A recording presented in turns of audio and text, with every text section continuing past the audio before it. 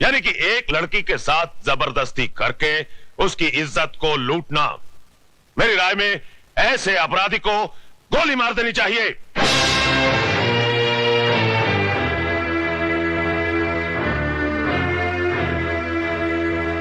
अगर एक लड़की अपनी मर्जी से एक लड़के के साथ हम बिस्तर होती है और उसके बाद अपने कपड़े खुद ही फाड़ती है, अपने बाल बिखेरती है और अपने ही नाखूनों से अपने बदन पे निशान लगाकर चिल्लाती है, बचाओ बचाओ मेरा बलात्कार हो गया, तो क्या अदालत मान लेगी? I object your honour. मेरे फाजिल दोस्त मिस्टर ज्ञान प्रकाश एफआईआर में दर्ज रिपोर्ट को झूठा कह रहे हैं। झूठी रिपोर्ट को झूठा कहना गलत नहीं है वकील साहब। रिपोर्ट लिखी किस पुलिस अफसर ने थी माय लॉर्ड? उस पुलिस अफसर ने जो सरदार करतार सिंह के कर्ज तले दबा है और बचपन में एक चोर था। इंस्पेक्टर खान, क्या ये सच है? माय लॉर्ड, दरअसल आप सिर्फ हां या ना में जवाब दीजिए। ये सच है। That's all your honour. जिस इमारत की नींव ही खोखली हो, उस इमारत का अंजाम क्या होगा? आगाज हुआ ही नहीं और आप अंजाम तक पहुंच गए वकील साहब। इस हादसे के चश्मदीद गवाह हैं योर ऑनर 40 मासूम छोटे छोटे बच्चे, जिन्हें ना ही आपकी बुलंद आवाज का खौफ है और ना ही किसी अंजाम की परवाह। आप फिक्र मत कीजिए वकील साहब, धीरे धीरे सबको बुलाऊंगा इस कटहरे में। माय लॉर्ड, सबसे पहले मैं मिस माला से कुछ सवाल पूछना चाहता हूं।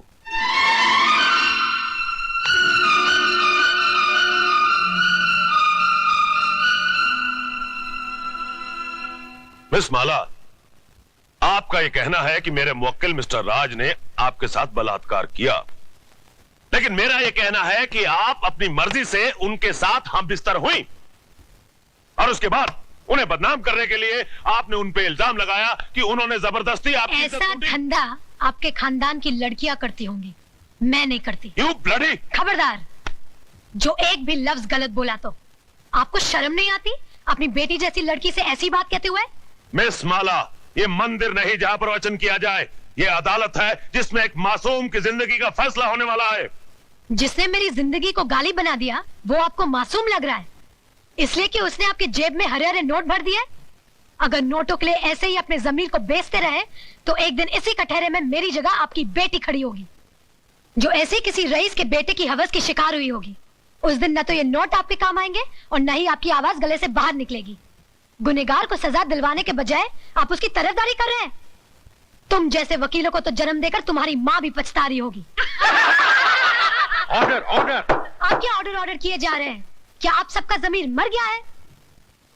ये वही हिंदुस्तान है जहाँ औरतों को पूजा जाता था, कभी सीता के रूप में तो कभी सावित्री के रूप में।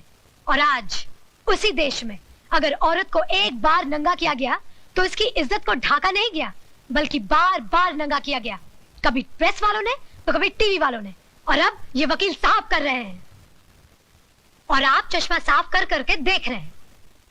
अरे समाज के ठेकेदारों, क्या भूल गए तुम लोग? द्रौपदी को भी एक बार नंगा किया गया था, कौरवों का पूरा खानदान मिट गया था, आज उनके खानदान का एक भी वारिस नहीं बचा। वकील साहब, यही पूछना चाहते थे ना कि बलात्कार के वक्त वो मेरे ऊपर था या नीचे, उसके हाथ कहाँ थे, मेरे स्तन पर या मेरी जांघों पर? बंद कर दीजिए तमाशा, अपनी घर की बहू बेटियों को बेइज्जत करने का ड्रामा बंद कर दीजिए। कहीं ऐसा ना हो कि आज की औरत शर्म की दहलीज पार कर जाए। इस अदालत में कल जो मुकदमा आएगा वो ये नहीं होगा कि एक लड़के ने एक लड़की का बलात्कार किया, बल्कि ये होगा कि एक लड़की ने एक लड़के का बलात्कार किया। सिर झुकाए ये खड़ा होगा, ये मैं नहीं। Order order! The court is adjourned. ये लड़की है या किसी देवी का अवतार? अरे पिछले 30 साल में मैंने बड़े से बड़े धुरंधर वकीलों को अदालत की धूल चटवा दी, लेकिन इसने मुझ जैसे पहाड़ को अपने पैरों तले रौंद के रख दिया। मगर आप तो अपने आप को माइक टाइसन कहते थे। माइक टाइसन को भी कोई मर्द नहीं पछाड़ पाया था। अरे उसे भी पछाड़ा तो एक मामूली सी लड़की ने। मगर अब हम क्या करें ये तो बताइए। इससे पहले कि कल सुबह जज अपनी कुर्सी पर बैठे, माला को इस दुनिया से उठवा दीजिए।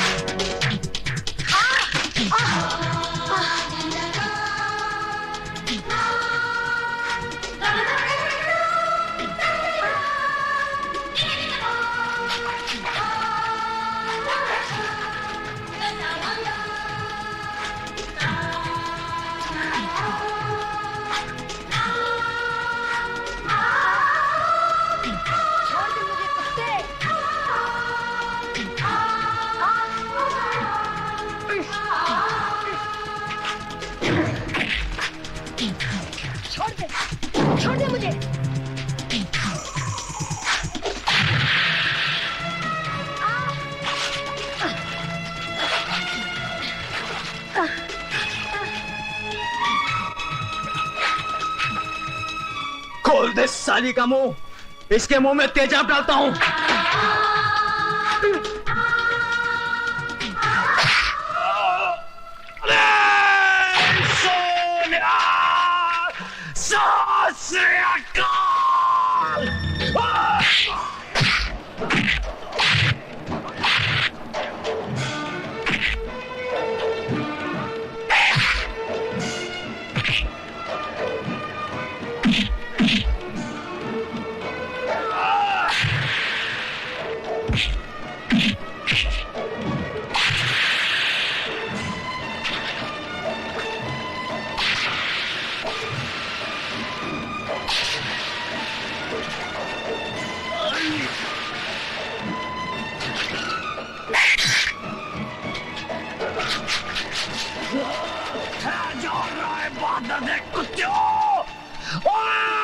सरदार करतार सिंह तोड़े फटे चक देगा।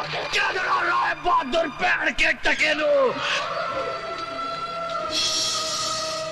मिलॉर्ड, पिछले 30 सालों से मिस्टर ज्ञान प्रकाश इंसाफ के इस मंदिर की चौखट पर अपना माथा टेकते आए हैं, इस देवी के चरणों में श्रद्धा के फूल चढ़ाते आए हैं, क्योंकि ये अब तक हर मुकदमा जीतते आए हैं। लेकिन आज जब पहली बार इन्हें शिकस्त की हल्की सी झलक दिखाई दी तो ये बौखला गए। इंसाफ के इस मंदिर से इनका विश्वास उठ गया, इस देवी में इनकी श्रद्धा टूट गई और इन्होंने अपने हाथों में इंसाफ के तराजू की जगह दौलत की तलवार उठा ली। मेरी मुवक्किल माला को इस दुनिया से उठाने का फैसला कर लिया, उस पर कातिलाना हमला करवाया। अगर यकीन नहीं आता मिलॉर्ड तो आप खुद ही देख लीजिए माला के जिस्म पर पड़े हुए जख्मों के ये निशान।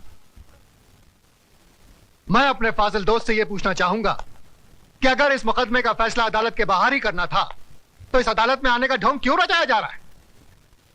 जब इन मासूम बच्चों के बयान के बगैर इस मुकदमे को अंजाम तक पहुंचाया जा सकता है तो फिर इन्हें क्यों बुलाया गया है? अगर ताकतवर अपनी ताकत के जोर पर ही मुकदमे का फैसला करवा सकता है तो यह अदालत क्यों बनाई गई है? अगर गरीब और बेबस को इंसाफ नहीं दिया जा सकता तो बंद कर दीजिए यह अदालत। रुक जाइए जज साहब, आप अपना फैसला सुनाए इससे पहले मैं आपसे एक सवाल पूछना चाहती हूँ। पूछो। अगर मुकदमा ये वकील साहब जीत गए तो इन्हें ढेर सारे नोट मिलेंगे और इनका मौकिल छूट जाएगा, और अगर ये वकील साहब जीत गए तो इस आदमी को 7 साल की सजा हो जाएगी। दोनों ही सूरतों में मुझे क्या मिला? कानून ने मेरे साथ क्या इंसाफ किया? जो इंसान कानून की मर्यादा को तोड़ता है, कानून ही उसे सजा देता है। मर्यादा मेरी तोड़ी गई है, कानून की नहीं। इज्जत मेरी लुटी है, कानून की नहीं। Order, order. क्या मैं माथे पे लगे इस कलंक के साथ जी सकूंगी? कौन थामेगा मेरा हाथ? कौन भरेगा मेरी मांग में सिंदूर? किसके नाम का मंगलसूत्र मैं पहनूंगी अपने गले में? अरे इस देश में तो सीता माँ को भी अग्नि परीक्षा के बाद माफ नहीं किया गया था, फिर मैं तो एक मामूली सी लड़की हूं। हर लड़की बचपन से एक ख्वाब देखती है कि एक दिन उसकी बारात आएगी, उसका राजा घोड़े पे सवार होकर उसे ब्याह कर डोली में ले जाएगा। पर मेरा ये ख्वाब ख्वाब ही रह गया। क्या मेरी बारात कभी नहीं आएगी? क्या मेरा राजा अब कभी नहीं आएगा? जज साहब, क्या मैं बिन ब्याही रह जाऊंगी? क्या मैं बिन ब्याही रह जाऊंगी?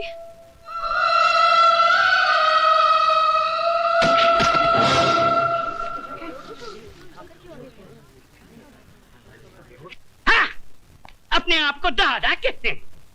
सारा शहर कांपता है इनसे, मगर एक मामूली सी लौंडिया को खत्म नहीं कर पाए। अरे लानत है तुम पे और तुम्हारे आदमियों पे। अब खड़ा खड़ा मुंह क्या देख रहा है? Get the hell out of here you stupid asshole.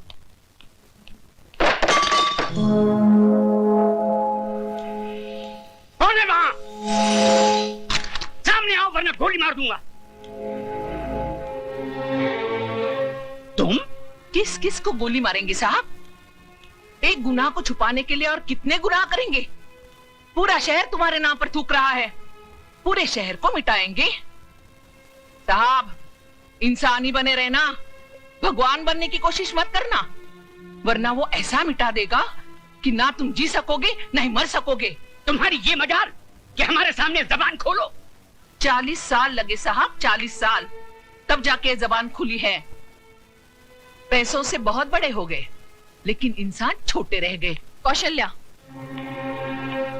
तुम्हें तमीज नहीं मालिक से कैसे बात की जाती है? तुम तमीज सिखाओगी मुझे, जिसने तुम्हारे मर्द को पैजामे का नाड़ा बांधना सिखाया है? अरे बहू, जब घर में आग लगी हो तो पानी डालकर उसे बुझाया जाता है, लेकिन तुम उस आग में तेल डाल रही हो। अगर इसी रफ्तार से तेल डालती रही तो कुछ ही दिनों बाद यहाँ हवेली नहीं शमशान घाट होगा। इनफ इज इनफ, नमक हराम, दफा हो जाए यहाँ से। और खबरदार जो फिर इस दहलीज पे कदम रखा। फिक्र मत करो साहब, तुम्हारी दहलीज पर पैर तो क्या, उस पर थूकूंगी भी नहीं। दोनों तरफ के गवाहों के बयानात सुनने के बाद और तमाम हालात को मद्देनजर रखते हुए ये अदालत इस नतीजे पर पहुंची है कि मुलजिम राज ने जुर्म किया है और वो कानून का मुजरिम है। लेकिन कानून से पहले वो माला का मुजरिम है, जिसकी जिंदगी को उसने तबाह कर दिया और समाज में इज्जत से जीने का हक उससे छीन लिया। लिहाजा ये अदालत मुलजिम राज को यह हुक्म देती है कि जिस लड़की को नंगा करके उसने बेइज्जत किया, उसी लड़की से शादी करके उसे अपने घर की इज्जत बनाए।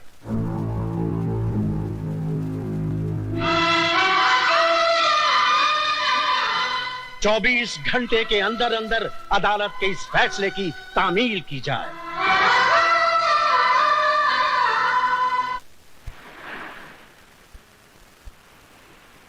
लिहाजा यह अदालत मुलजिम राज को यह हुक्म देती है कि जिस लड़की को नंगा करके उसने बेइज्जत किया, उसी लड़की से शादी करके उसे अपने घर की इज्जत बनाए। 24 घंटे के अंदर अंदर अदालत के इस फैसले की तामील की जाए। मैं किसी भी कीमत पर उस लड़की को नहीं अपनाऊंगा। हाई कोर्ट में मुकदमा लड़ूंगा, सुप्रीम कोर्ट तक जाऊंगा। जाओ, जरूर जाओ। आज तो हम सिर्फ इस शहर में बेइज्जत हुए हैं, कल हमें सारे मुल्क में बेइज्जत करो और परसों सारी दुनिया में, ताकि वो लोग जिनकी आज तक हिम्मत नहीं हुई थी इस हवेली की तरफ आंख उठा के देखने की, घर में घुस आए और हमारे मुंह पे थूके। तो क्या मैं दुनिया की परवाह करूं, अपनी जिंदगी की नहीं? उस मामूली लड़की से शादी कर लूं मैं? अब वो एक मामूली लड़की नहीं रही, अखबारों की सुर्खियां बन गई है वो, इस शहर के हर आदमी की बेटी बन चुकी है वो। तुम्हारी भलाई बस इसमें है कि तुम कोर्ट का ऑर्डर मान लो और उस लड़की से शादी कर लो, वरना ये घर तबाह हो जाएगा। मैं आपके लिए 7 साल की सजा काटने के लिए तैयार हूं, मगर उस लड़की से मैं हरगिज़ शादी नहीं करूंगा। जिस लड़के ने सुबह का सूरज तक न देखा हो, जिसे किसी चीज को हासिल करने के लिए कोशिश तक न करनी पड़ी हो, उसे क्या मालूम कि जेल की कोठरी क्या होती है, उसका अंधेरापन कैसा होता है। अगर आप नहीं चाहते कि मैं 7 साल की सजा काटूं, तो क्या उम्र भर की सजा भुगतूं उस लड़की से शादी करके, अपनी जिंदगी तबाह कर लूं? शादी तुम करोगे, लेकिन अपनी जिंदगी तबाह करने के लिए नहीं, बल्कि उसकी जिंदगी तबाह करने के लिए। हम समझे नहीं बहू। बाबूजी, अदालत से उसने अपने लिए जिंदगी नहीं, मौत मांगी है। इतने जुल्म और सितम ढाऊंगी कि इस हवेली की बहू बनने का ख्वाब मिट्टी में मिल जाएगा। सर्वमंगल मांगल्ये शिवे सर्वार्थ साधके शरण्ये त्र्यंबके गौरी नारायणी नमस्तुते। मंगलम भगवान